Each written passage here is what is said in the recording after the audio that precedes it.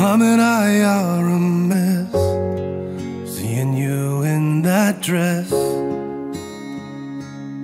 Our little girl is now grown, and I remember how sweet when you danced on my feet. Now you stand on your own. You'll always be my little girl, my whole life, my whole world, my little girl. This dance is more than just a dance. It gives me one more chance to show the world how proud I am of you. And as we dance, dance around this room like we did when you were two.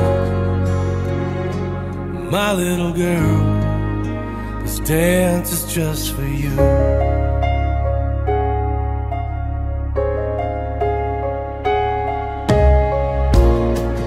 As you walk down the aisle, such a beautiful smile, beauty only God could create. Tears fill my eyes as I realize I have to give you away. You'll always be my little girl, and this dance is more than just a dance. It gives me one more chance to show the world how proud I am of you. And as we dance, dance around this room like we did when you were two. My little girl, this dance is just for you.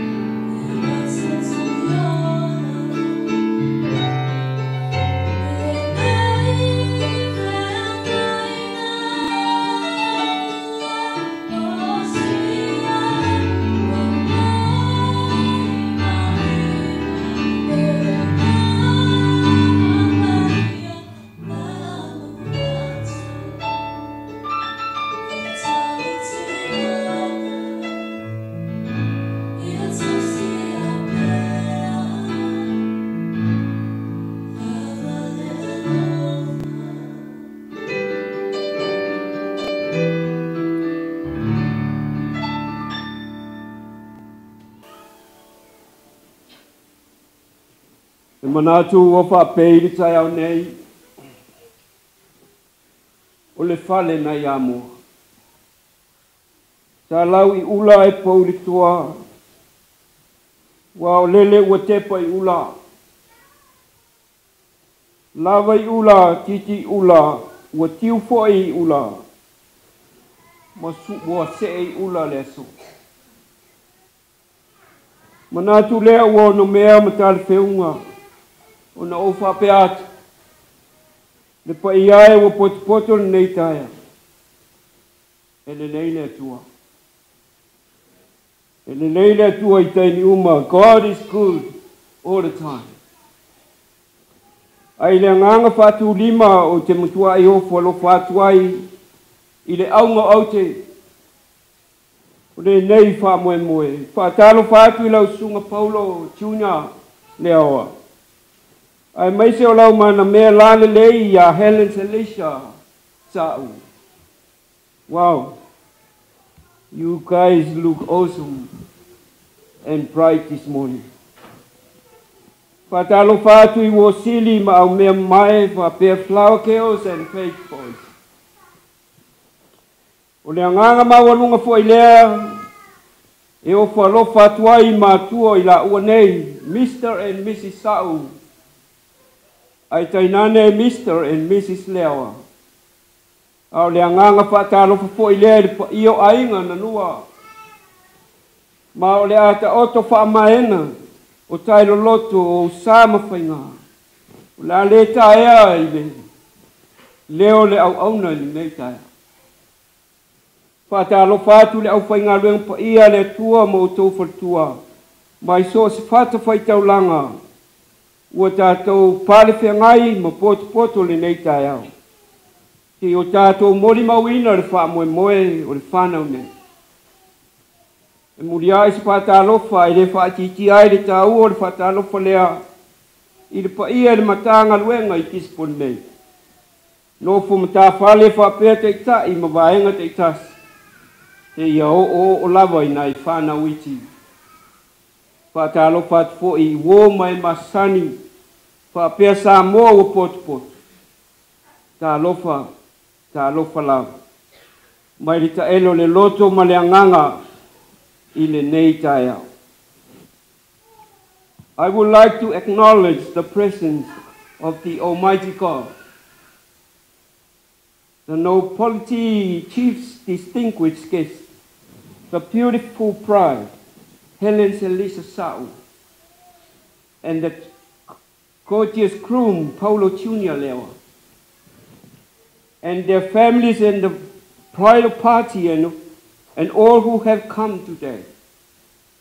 It is my pleasure to welcome you all to this marriage ceremony in the name of the Father, the Son, and the Holy Spirit. Thank you for coming to celebrate with us and to be rejoiced in the Lord.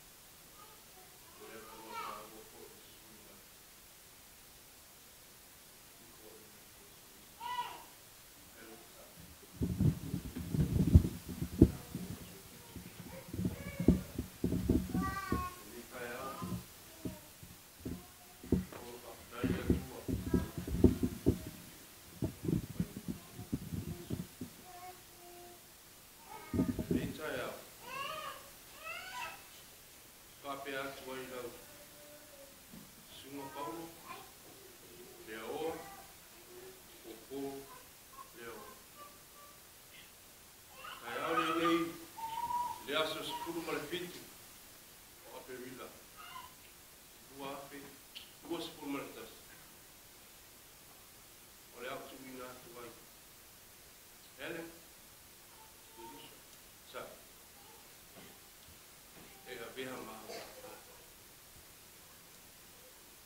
ma tai apo lene papia ko i lo su ko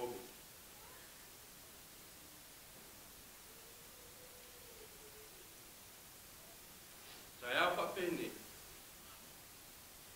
vi lista o papia tu de ele ni tai lo su tu Helen says,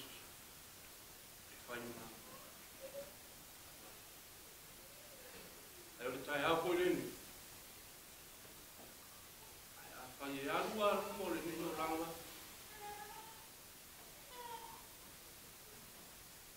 For Umba, don't feel here, Helen says, now we don't sue. This is what the Molia to Loa in. Swap for Jesus. Amen.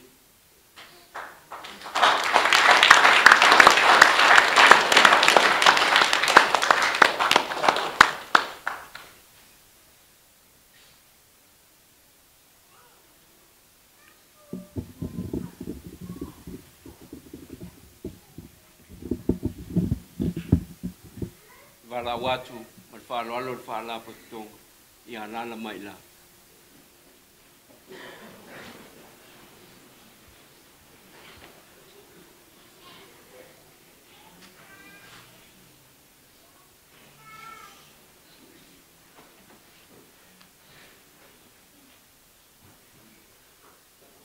O le a tātou pese ai. Su marvalu vi ingo le atua o le a tātou pese.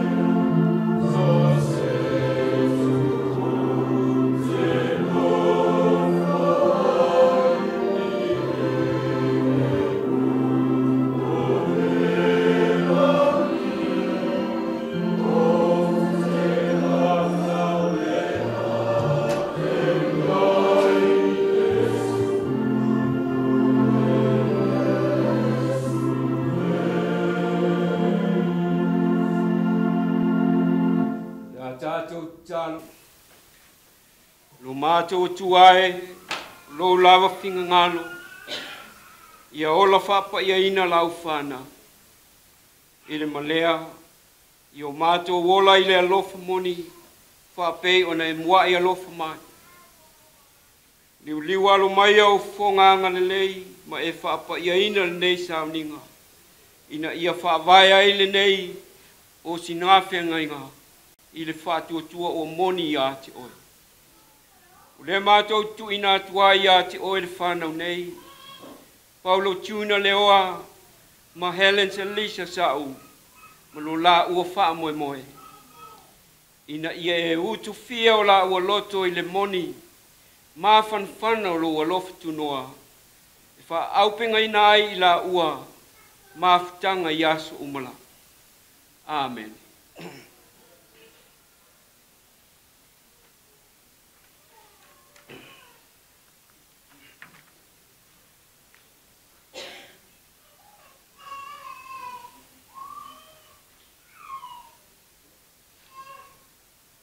Faafiae ma le faalaaloga le meitaea.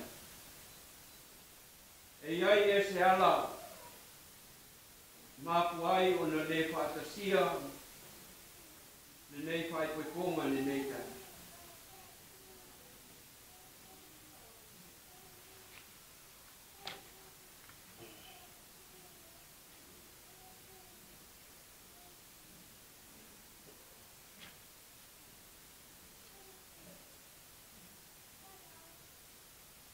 Paulo ma Hellen, o te apuapua i atu i ate oulua.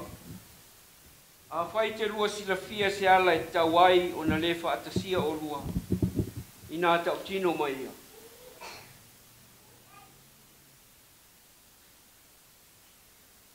Paulo, a whai ua le ai, ia e wha o mai i nei opu. O te tau tino atu,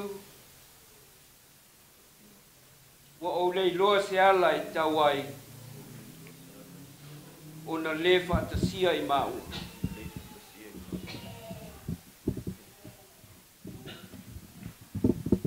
Helen, o te tau tino atu, wa o lei loa se ala i tauai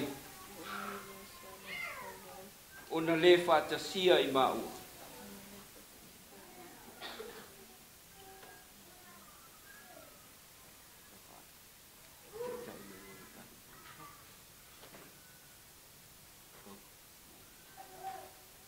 Paulo, o ue loto lava iai a vele nei tamaita i e whai maua wā whai poipo. Lua te nofo whātasi e tusa ma le whingano lo tātu ali.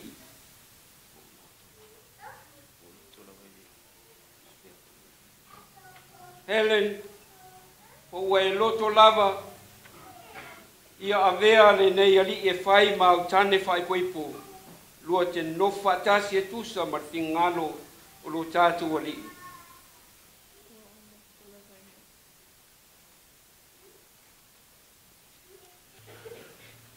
Lau soe, i tātou pot whātasi rumo le atua e whai na mori mau i le whātasia o Paulo ma Helen e a vea maurungai. I tātou taritonu o le whai poiponga o le mea alofa lea mai le atua.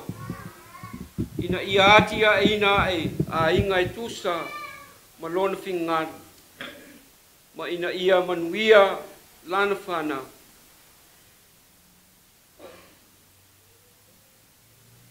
O tātou mana tua sa awai Yesu Keriso le tau mawhitanga i kana i kalaia. Mai pei o na oli lo tātou ali i nei asu. O whapea o na tātou oli nei. Awa wo o mai Paulo ma Hellen le nei sauninga pa ia. Wa avea le sauninga o le whaipoiponga mala e manuia i tātou uma. O i la ua uosi le nei whengai ngai lumo le atua. A tō fōi mai tātou ua whai mamori mau. Wa o tātou wha longo i folfolanga le nei ali ma le nei tamaitai. O le a tātou manatua o tātou lava folfolanga. Wa uma o na wha mau whailunga ina ai e le anganga pa ia. I aso ua mawai. E wha pea e no nofo tū mau i le whalfani se ia o ina tala ina le whengainga i le oti.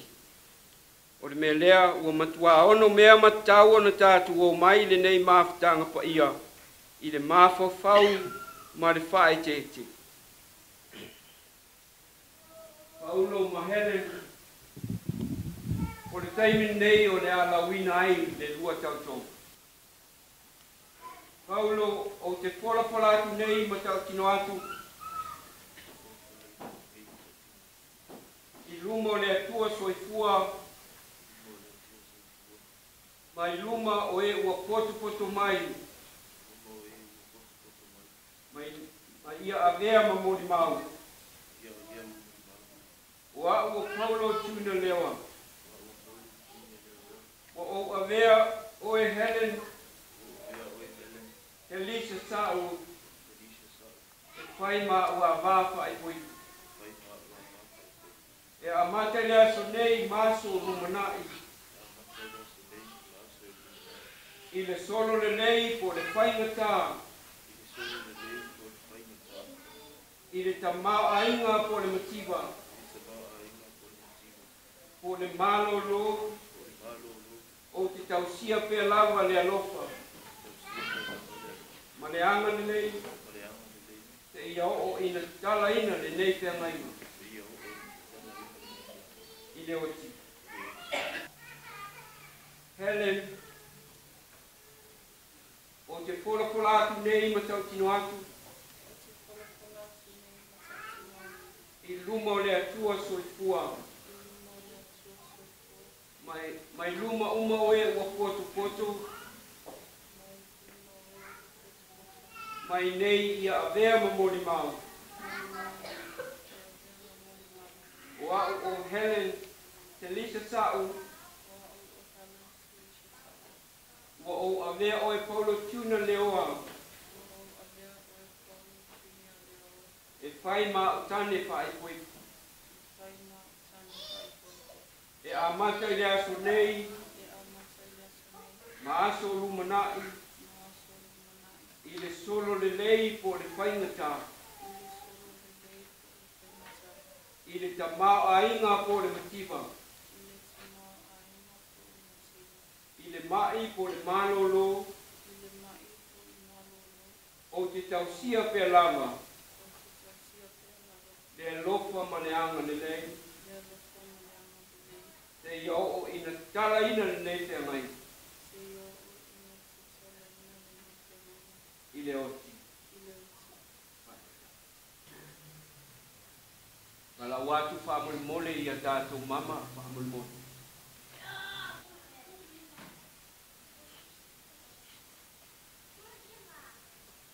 O tina atu le nei mama i a tsoe.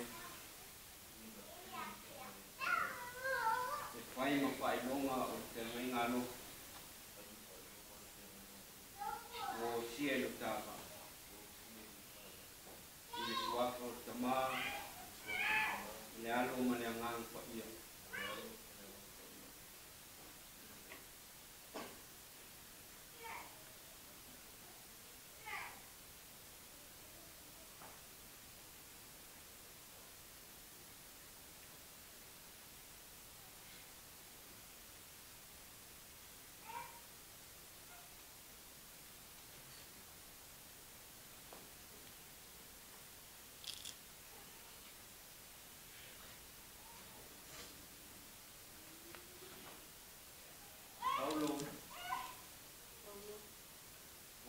Atu le nei mama ia oe.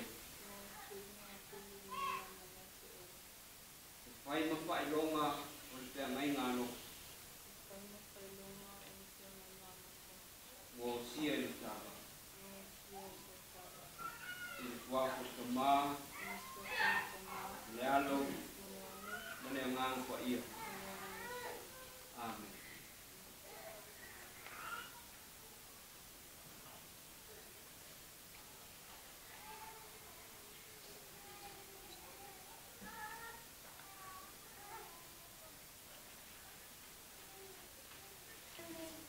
Now, te ae mai tātou umalawa I le nei tai ao. O te whālau ilo ina ma polpola ina atu nei.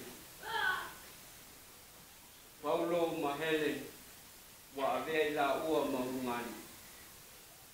Mr. and Mrs. Leaoa.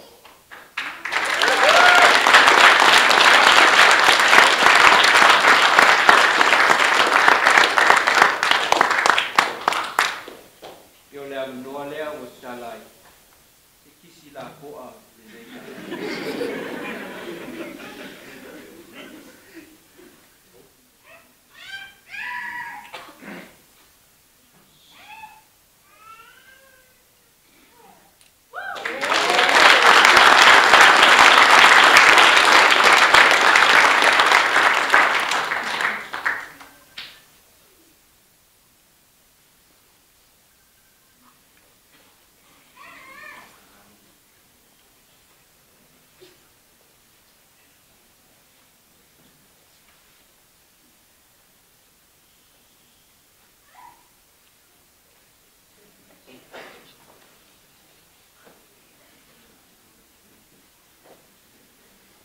ala mai lalo le ala ko dai o le mea liwa kai si vea whaite au ala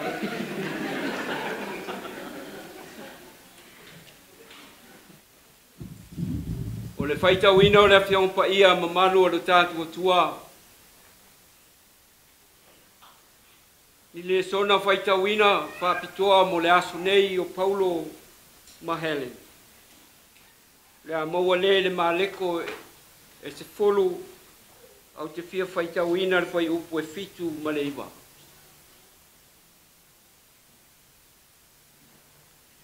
Te o tātou whaalongo longo au whetalai lo tātua lii i le nei tai ao. O le mele tu uai e le tane lo na tamā ma lona tina ai whaatasi malana awa. O na vea leo i la ua matino e tasi, o lea le to e luai i la ua, ai peitai ua tino e tasi. O le nei o e o whaatasia e le atua, au al whaatea tea e se ina e se tangata.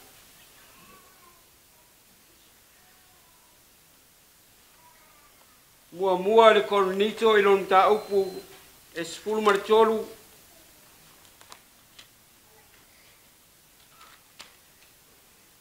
a lona fai upu e wha se ia o i le fai upu e walu. E ono sa i le alofa. E anga malu le alofa. E le losi le alofa. E le mita vale le alofa. E le faafetai.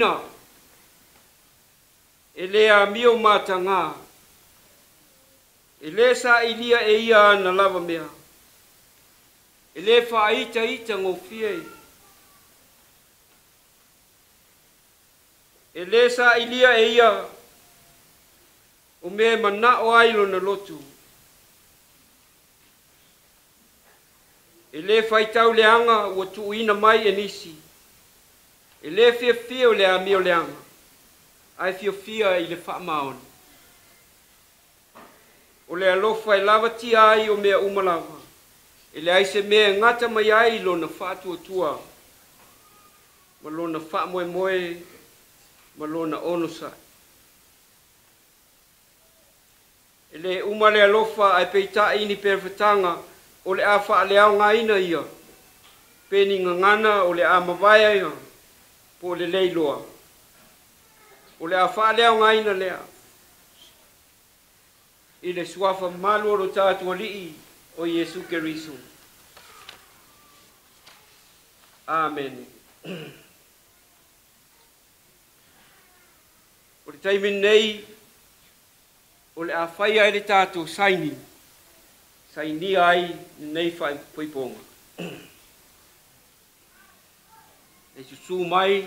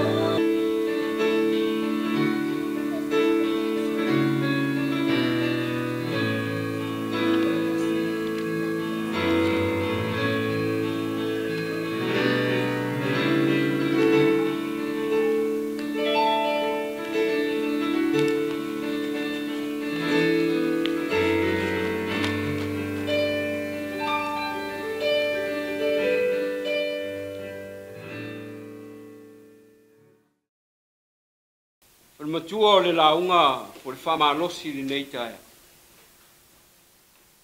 Love, let love grow. Let love grow. Ia tupu le alofa.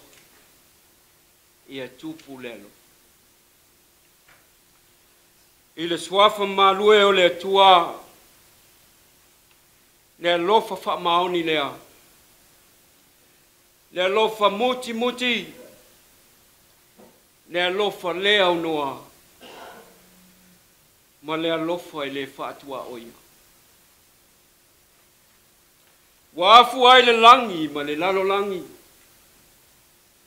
Wafu ai le faavaina, le saunianga o mea uma o lona alofa. Ai mai se ele pale alii o le tangata ua ia whaia whaasilisilina i lona lava alo. Talu le amatanga o mea na whaia o le tane marfine na whaia le atua o le mele tu uai le tane lona tamā ma lona tina. Ai whaatasi malanava o na avea leo i la ua matino e tasi. O le mea lea le toe to olua ai i la ua. Ai peitai ua tino e tasi. Mauti noa le malosi ma le manuia o se ainga. Awa ua tasi le alofa. Mauti noa le whaingofie o na ati a ina. O ngā tasi o fuafuanga ma ni wha moe moe. Mauti noa le alofa le atua, e ono sai le alofa. E anga malu le alofa. O le alofa e lava tia o mea uma, e le aise mea ngata mai ai lo na whātua tua. Ma lona wha moe moe, ma lona ono sai.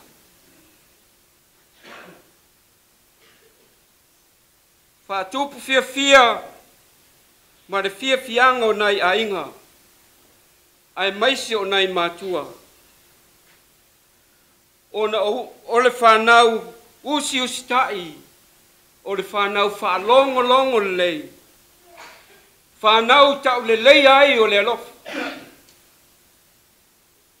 fia whai mea sili ma fia whai mea lelei whaamate te ina le vi inga o le li wa tupu le lofo matua tupu le lofo ainga ai maise o le kalesi po le alava le taungata ma le mativa ma le whaingata o ala a o le whaipoiponga o le tali lea o le alo wa avea le lua aso fia o le whaipoiponga ua tasi le tino, ua tasi le alofa, tasi le whaatua tuanga ma le whaamoemo. Ua tasi ai le mori mau tu, o manuia mai langi e whaatupu teleina ai le alofa. I to tono le lua ai. O manuia mai langi e whaatumaina ai lo o lua ainga. O manuia o le atua. E oli ma fia whai mea lelei, ma fia le alofa. Ma tua whaanoa noa lava se tastina. O no so se taimi lava e asia tuai le fale o lantama. O lo tu mai pē le umkuka. Wa avea le alofa le neitina e lantama. Ma ua manatu whaatau wa ai le umuku. Nai ua lava ina ua whaiatu senga o le umukuka lava tato. Whai maisi ana tama wa ai oi tina o te iloa le lei lava lo le fia. A ia e manatua e ono sai lelo. E anga malu le lofa. O loo malolosi ma maloloina si o mātou ainga. Ona o te alofa I le umukuka. Le lei umukuka I nei e le afu ma ti ngā ai mata. Ngā o le ki a sau nofu nofu. Tasi le nei o vaenga ta ua. E tu tupu ai o whewaiwai a inga. I a inga. Ona o le whewaiwa ai ai. Whewaiwa ai ai po ai. E ngafa ma le whainga o mea ai.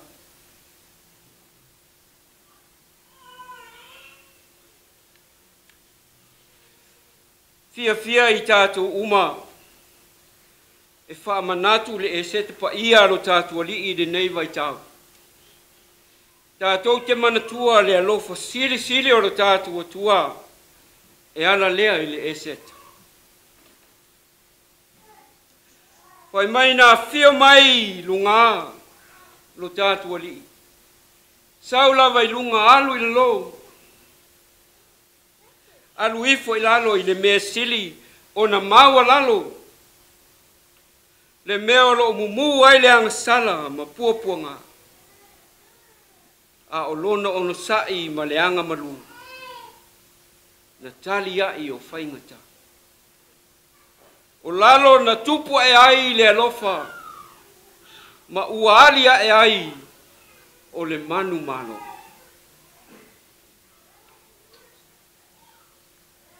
Se fe au faamanuia loto mai le eseta.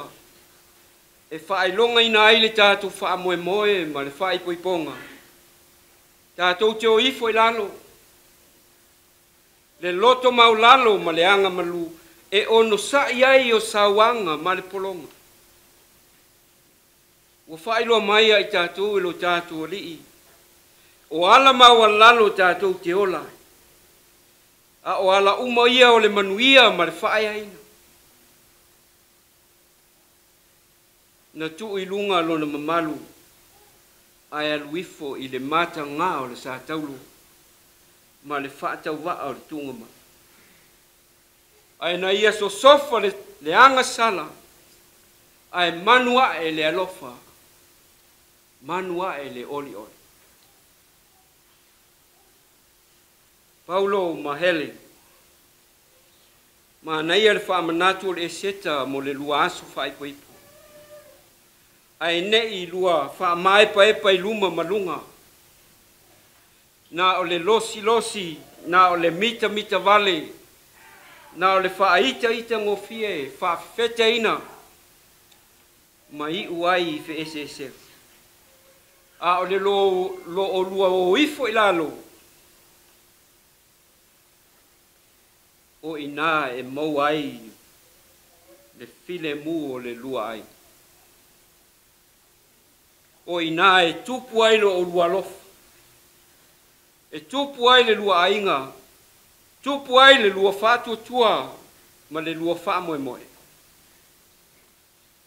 Tātou wo I lalo o le whaelonga o le manu malo.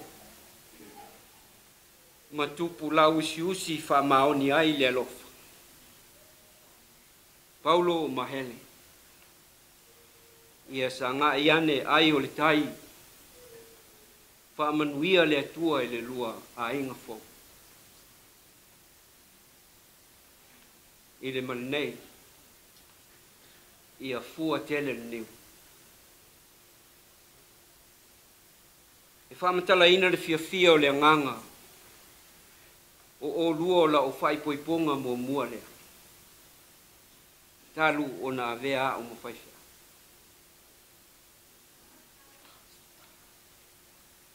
Ma ua avea le lua aso fiafia. Ua wha o popo mai ai tangata o le ngā luenga ne. O la ulea moli mau, o la umaita. Ai le nganga o le faafetai tele la. Alofa anga mo o lua. Alofa anga o I mātou umala. Mo o lua le urungali fo. Ia manuia le lua ai.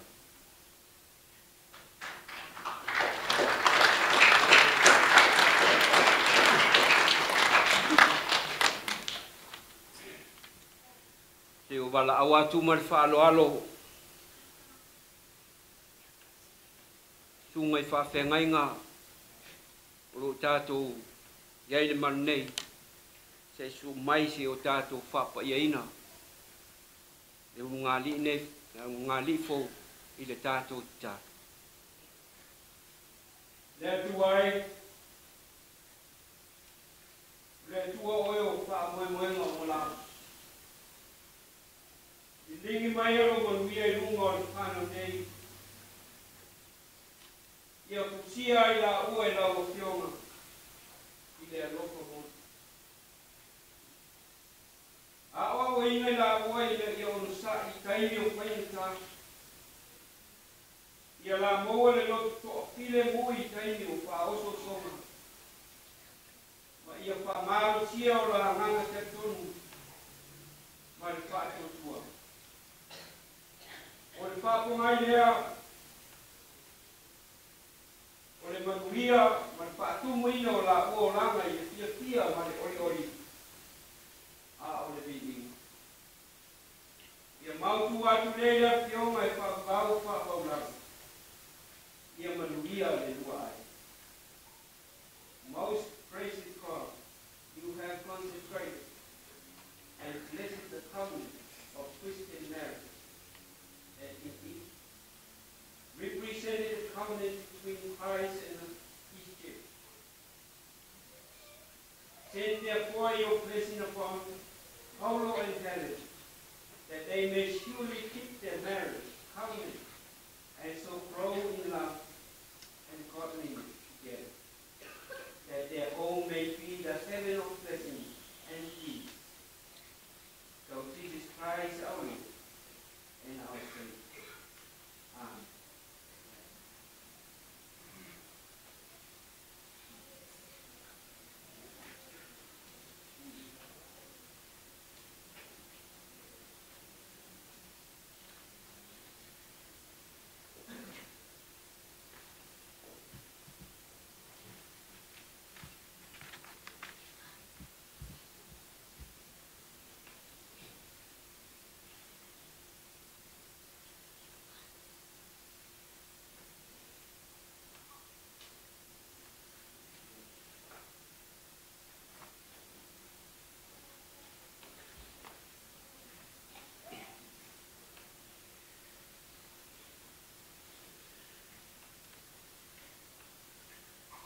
Yo le awhai u tātou sauninga i le pese ua saunia e alo ma whanau o Samoa ngā lulua i si o mātou nune. Tātou tūtula.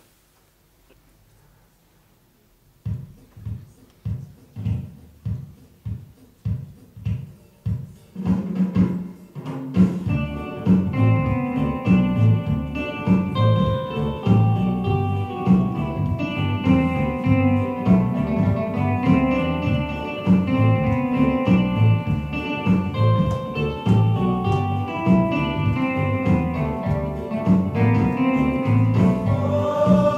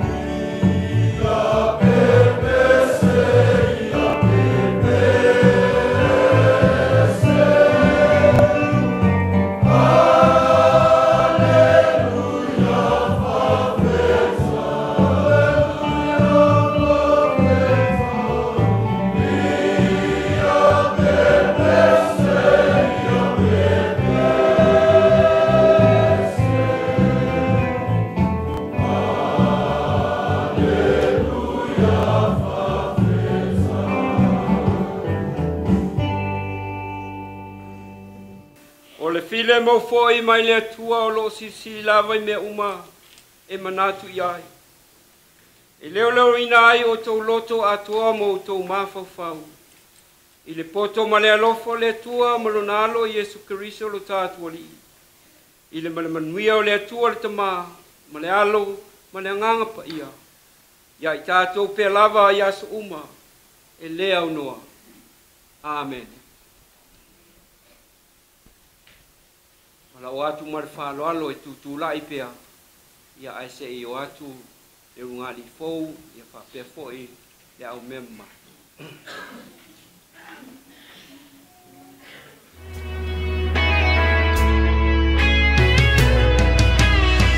All day long I can hear people talking out loud.